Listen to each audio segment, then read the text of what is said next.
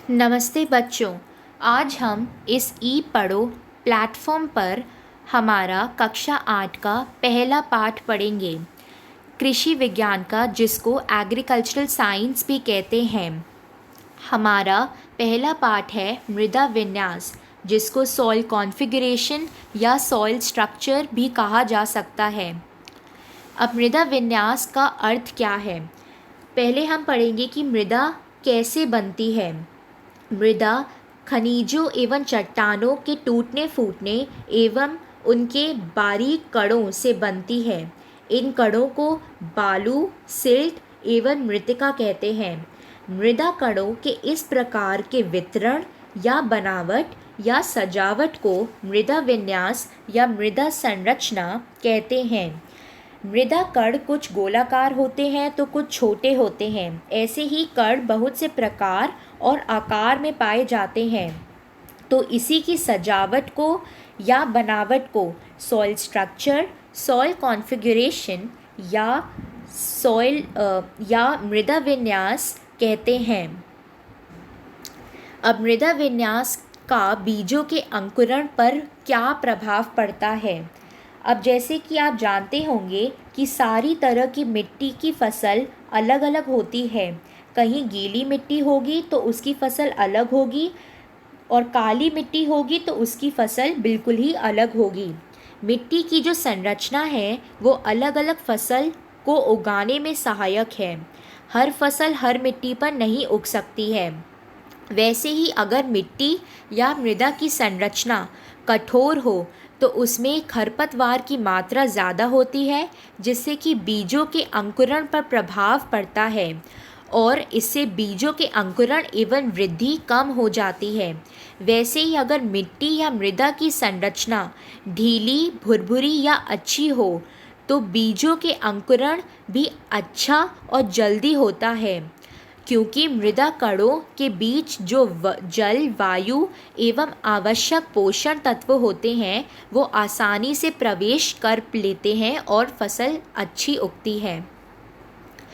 अब हम पढ़ेंगे मृदा विन्यास किनसे प्रभावित होता है।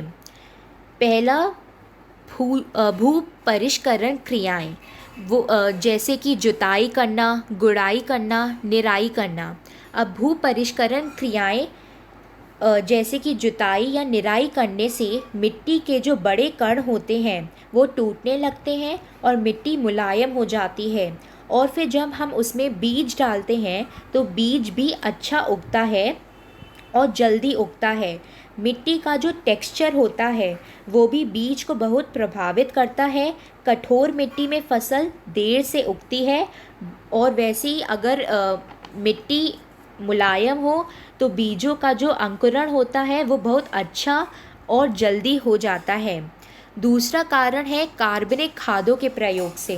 अब कार्बनिक खाद क्या होते हैं? कार्बनिक खाद जैविक खाद भी कहा जा सकता है, और यह एक स्थायी खेती होती है। इसके प्रयोग से भूमि अवस्था में सुधार आ जाता है।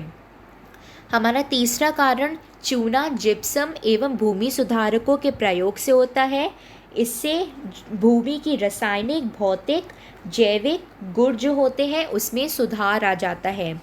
चौथा कारण फसल चक्र है। फसल चक्र क्या होता है? कौन सा पौधा किसके बाद लगाना है ताकि उपज बढ़े और पौधा जल्दी और आसानी से और अच्छा उगता है, यह फसल चक्र होता है। पांचवा कारण हमारी मिट्टी की दशा एवं किस्म है, और छठा है उर्वरकों के प्रयोग तथा जल निकास से। उर्वरक वो होता है जो उर्वरक खाद होता है जो खेतों की उपज बढ़ाने के लिए रासायनिक ढंग से तैयारी किया जाता है, और इससे उपज बढ़ता है और पौधा जल्दी और अच्छा उगता है। अब हम मृदा विन्यास के प्रकार पढ़ेंगे। अब मृदा में पाए जाने वाले कण बालू, सिल्ट एवं मृत्तिका जो आकार में गोला होते हैं वो 4 प्रकार से वितरित एवं सजे होते हैं। पहला, स्तंभी विन्यास, जिसको हम कॉलमनर कॉन्फ़िगरेशन कहते हैं। दूसरा, तिर्यक या तिरछा विन्यास, जिसको हम स्लांट कॉन्फ़िगरेशन कहते हैं। तीसरा सन्हत या सघत विन्यास, जिसको हम कॉम्पैक्ट कॉन्फ़िगरेशन कहते हैं। और चौथा दानेदार एवं कड़िए विन्यास, जिसको हम ग्रैन्युलर कॉन्फ़िगरेशन कहते हैं। पहले हम पढ़ेंगे स्तंभी विन्यास या कॉलमनर कॉन्फ़िगरेशन। अब इस प्रकार के विन्यास में जो मिट्टी होती है वो भुरभुरी एवं मुलायम होती है। उपज जो मिट्टी होती है वो बहुत उपजाऊ होती है और खेती के लिए उत्तम होती है। मृदा कण इसमें आपस में एक दूसरे से 4 स्थानों पर मिलते हैं, जिससे कि जो मिट्टी होती है इसमें 2 कणों के बीच में बहुत जगह खाली रहती है और जल और पौष्टिक तत्व और वायु अच्छे से और आसानी से प्रवेश कर पाते हैं, जिससे कि फसल भी अच्छी उगती है। अब आता है तिर्यक या तिरछा विन्यास या स्लैंट कॉन्फ़िगरेशन। इस प्रकार की विन्यास में मिट्टी कण एक दूसरे से 6 जगह में छूता है। इसमें रंध्रावकाश कम हो जाता है, जिसमें जल एवं वायु का संचार भी कम हो जाता है। जड़ों एवं फसलों की वृद्धि अच्छी नहीं होती है। फिर हमारा आता है सन्हत या सघत विन्यास, जिसको हम कॉम्पैक्टेड कॉन्फ़िगरेशन भी कहते हैं। इसमें मिट्टी के छोटे छोटे कण तिरछी रचना के बीच में आ जाते हैं, जिससे कि जल एवं वायु का जो प्रवेश होता है वो बहुत ही कठिनाई से होता है और इसमें फसल ज़्यादा अच्छे से और आसानी से नहीं उग पाती है, क्योंकि रंध्रावकाश बहुत ही कम होता है। फिर हमारा आता है दानेदार या कणीय विन्यास, जिसको हम ग्रैन्युलर कॉन्फ़िगरेशन भी कहते हैं। इसमें मृदा कण जो होते हैं वो आपस में मिलकर एक झुंड बनाते हैं और इस झुंड की एक इकाई अपने पास की 4 इकाइयों को यानी 4 झुंडों को छूती है। यह विन्यास सर्वोत्तम माना जाता है और इसमें छोटे कणों के बीच भी जगह होती है और बड़े झुंडों के बीच भी जगह होती है। तो जो वायु, जल और पौष्टिक तत्व होते हैं वो बहुत ही आसानी से प्रवेश कर पाते हैं और इसमें बहुत ही अच्छी और जल्दी फसल उग जाती है और यह बहुत ही उपजाऊ भी होती है। यह चिकनी, दोमट और दोमट मृदा में इस प्रकार का विन्यास पाया जाता है। अब हम पढ़ेंगे रंध्रावकाश का महत्व। मृदा में ठोस पदार्थों से रहित जो रिक्त या खाली स्थान होते हैं उसे मृदा रंध्र या रंध्रावकाश कहते हैं।